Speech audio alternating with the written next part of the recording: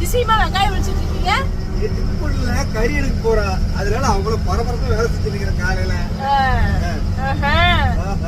நீயும் எங்க அண்ணனோட சேர்ந்துட்டு கறி கறின்ட்டே கிடக்குறீங்க.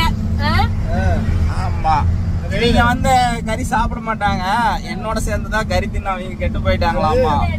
அவரு வந்ததுல இருந்து எல்லாம் தொட்டு பாரு. இன்னைக்கு என்ன பாரு, அரிசி உரம் போடுறாரு, வெங்காயம் ஒழிக்கிறாரு. என் கூட சேர்ந்து கறி சாப்பிடறதுக்குனால உழிக்கிறாரேன்னு சந்தோஷப்படு பாப்பா.